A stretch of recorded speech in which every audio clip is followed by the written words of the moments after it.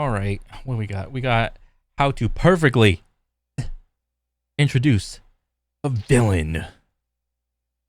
Every guy gets a share. 5 shares is plenty. 6 years. Don't forget the guy playing the job. He thinks he can sit it out and still take a slice. I know why they call him the Joker. The Dark Knight has cemented itself as one of the foundational pieces of media in the modern superhero landscape. Yeah. This intricately plotted, deeply character-driven story propelled the genre to never-before-seen heights. Okay, so I think I've seen The Dark Knight, or at least the first one. It has to be like more than 20 times. And I think it was around, I didn't start putting together like all the plot holes until like the 10th watch. Because up until that point, I was just so awestruck that I'm watching like Batman and Joker on the same screen live action. And I was just so psyched because it's only upon like the subsequent viewings that I was like, oh, at this point, the Joker was here and here doing this thing, and these characters were doing this other thing, and this is why Batman did this thing. And it's like I start to put the like connect the dots more easily on like the more viewings. The more I watched it, the more I was like, oh my god, this makes so much more sense.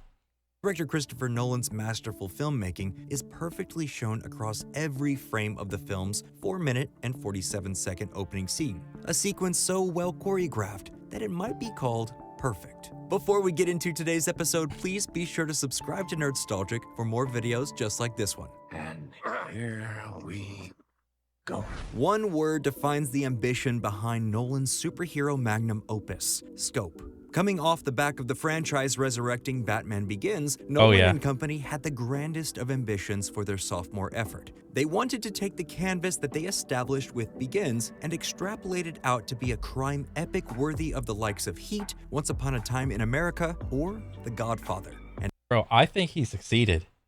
I mean, fuck all the little like plot holes and whatnot, and it's like, bro, you to like figure out all those plot holes, because when I first saw this, what was this? Batman Dark Knight. By the time I figured out all the problems in the movie, I didn't even care, because the acting, the story was just too good in my head. Because I think the first time you see the movie is like the most important time, because you have the most amount of temporary suspension of disbelief, which is whenever you watch a movie, you're willing to let stupid shit go, as like if it doesn't make sense. Like the first time. Now, obviously, the more you watch a movie, the more you'll connect the dots and be like, well, he did that earlier. Why didn't he do that sooner? You know, but for the sake of the story. But yeah, I definitely think this movie is up there with like Heat, Godfather, and so on and so forth. It's a good ass movie, dude. And against all odds, they succeeded. And this is nowhere more on display than in the opening shot of the film. Nolan spared no expense in bringing an epic scale to the project by attempting something that had never been done before: shoot full sequences on 35mm IMAX cameras. For those that don't know, this is what the IMAX ratio of 1:43:1 looks like. And this is what the rest of The Dark Knight in traditional widescreen ratio of 2:39:1 looks like. The IMAX aspect ratio has more room for compositional elements on the top of and bottom of the screen. When Nolan decided to shoot 28 minutes of the film in IMAX, there were only 4 cameras that could even shoot the IMAX format in the world. But he believed it would be absolutely necessary to capture the sense of scope and visual spectacle he was looking for in order to propel the film into being an epic. So I get what he was going for with the whole different film types. And again, like I said, on the first viewing of the movie, I couldn't put my finger on it, but I was like, why does the movie seem so big at this point, but then so small and like narrow at this point? I couldn't put my finger on it because I was like, I didn't know what the hell was happening. But now that he just said that, and upon watching the movie like more times, it's like, oh, he's using the big camera now. Oh, he's using the little camera now. I mean, it kind of takes you out of it, but again, that's not something you worry about for like the later watches. The one that matters the most is the first watch. Scene opens with two criminals in clown masks breaking a window out of a high-rise and firing a zip line at a nearby building. The tension-filled soundtrack and illicit activity immediately sets up a dramatic tension that harkens back to classic crime capers. The city of Gotham is nothing if not synonymous with crime, and this film cements that idea right out of the gate. We quickly move to a wide shot of another criminal waiting on a street corner holding a duffel. Bro, at this point, I was like, oh my god, there he is. And doing this like little zoom in, holding the mask, but like right there, and you don't see his face. You never show the villain's face right off the bat. That's lame. All right, you show the stance. You show him like just standing there, kind of slouched over, and maybe you can tell he has green hair, but maybe you kind of can't. But you just know that camera's hanging onto this dude for a long time. It's like, oh shit, that's him.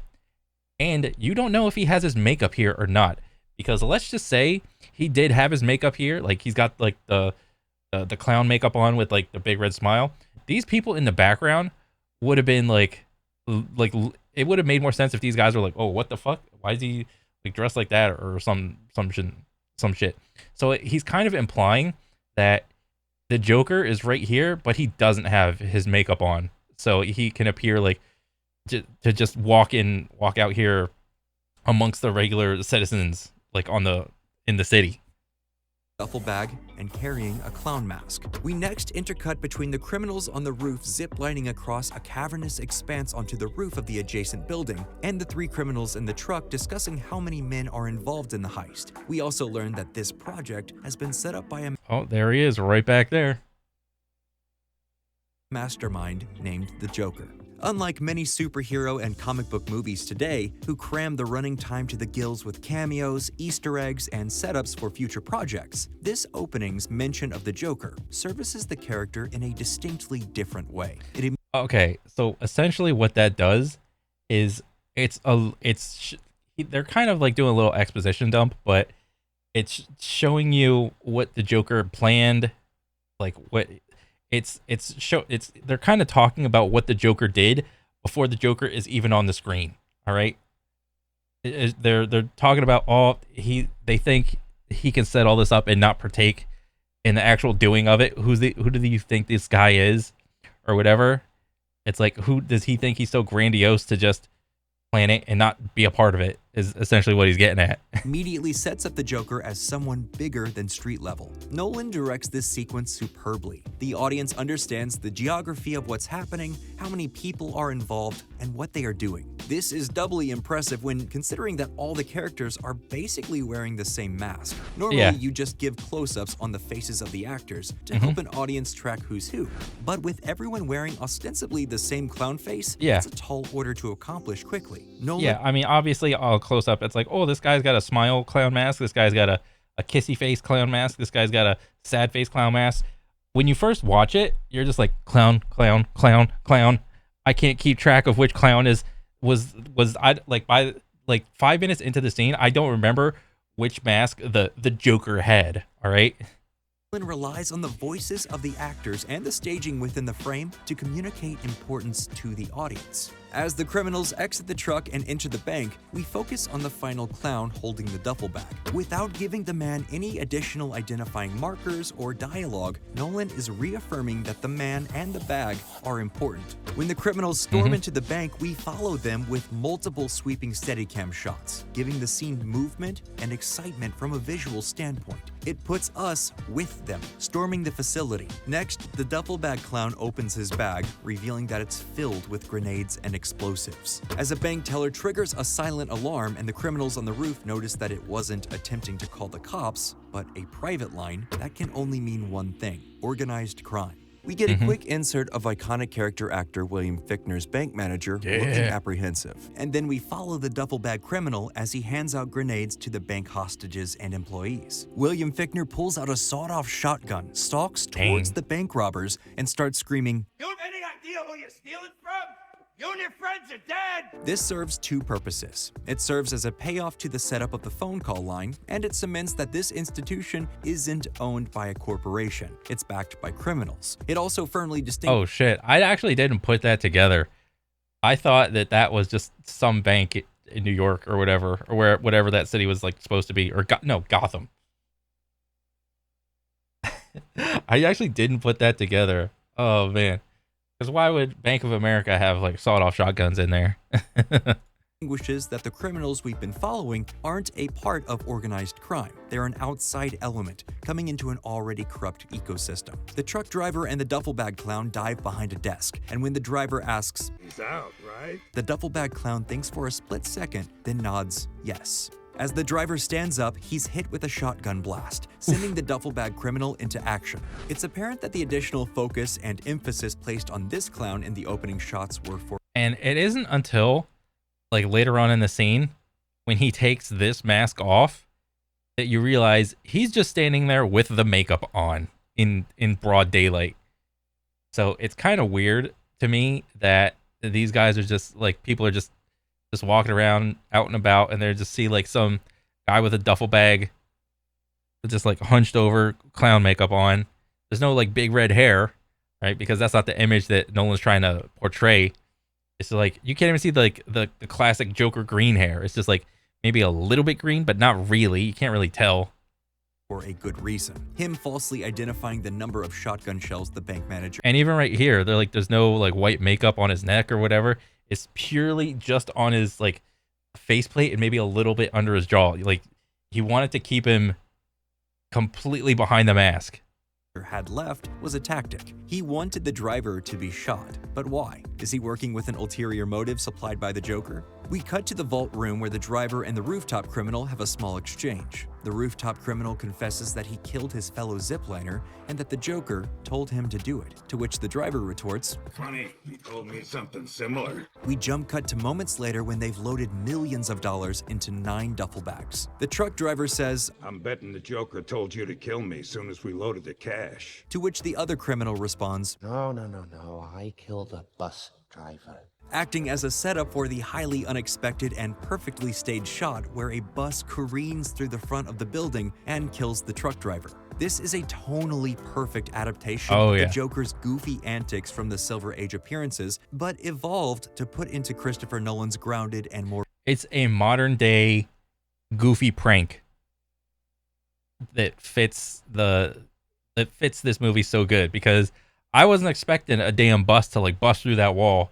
I was like, whoa, holy crap. But I didn't even put that together, that little goofy prank that killed that dude was like a shout out to like the old comics or whatever. More realistic world. The static camera serves to accentuate the absurdity of this violent act. After loading the bus, killing the driver, and having an interaction with the bank manager, the duffel bag clown unmasks, revealing himself to be the Joker. This opening serves as both an introduction to the character of the Joker, the world of Gotham, and how those two puzzle pieces fit together. And just to make sure the audience can track what's happening, the Joker is introduced 3 times in the scene, visually twice and verbally once. This goes back to the idea of the scope that Nolan is working at. He's not going to just give his villain one hero shot, he's going to construct a whole scene that acts as both a character introduction, world introduction, and film introduction. That was this so good. prologue sets up the narrative emphasis on choreography, action, and the unreliable narrator that is the Joker.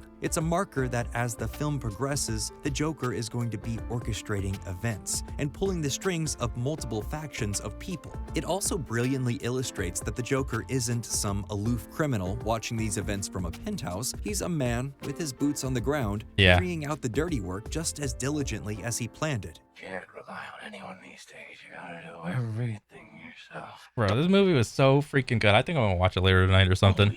The Dark Knight uses this opening to create a sense of scale and scope that no other modern superhero film rivals. One of the primary reasons for its narrative success is because of the fact that the film actually has an opening scene, a bite-sized chunk of narrative to pull the viewer in. It has an opening shot that's significant. It has a style and a point of view that so many superhero films just can't afford to because they're attempting to squeeze themselves into an Well, to be fair, these are Marvel movies, and Marvel movies have a different formula for their audience, whereas the Nolan Batman movies were, even though yes, it was DC, And I think it was those three movies that set the tone for all the previous DC movies. In that the DC movies were always like more serious with and less jokey than the Marvel MCU thingies. So I don't know. It just the Batman trilogy set the tone of like it's Batman, but like realistic version of Batman. Overarching narrative of multiple films. It's action-oriented and filmed on a scale literally never attempted before in the history of cinema. The Dark Knight has stood the test of time, regardless of the fact that there are literally tens of superhero films released a year. The prestige and narrative propulsion that people connect to from this film flow directly from this opening. Well, that's all we have for this episode. What do you think? Are there more perfect openings to films that often go overlooked? X2, Drive, The Matrix? Let us know in the comments below. And as always, like, comment, and subscribe to Nerdstalgic for more videos just like this one. Dang. Bro, I never really thought about the Joker's the Joker opening scene as like a intro. I thought it was just part of the movie. But now that I think about it and I compare it to a lot of other superhero / villain movies or whatever, I'm just like taken aback by how like awesome it was. It was just, I don't know. It's 100% it has to go down as like one of the best intros to a villain that you could ever have. But I mean, god dang, that one was good, man. I like that one. Yeah, man, that's pretty much it. All right. I'll catch you guys later on the next one. All right. Peace. Take it easy.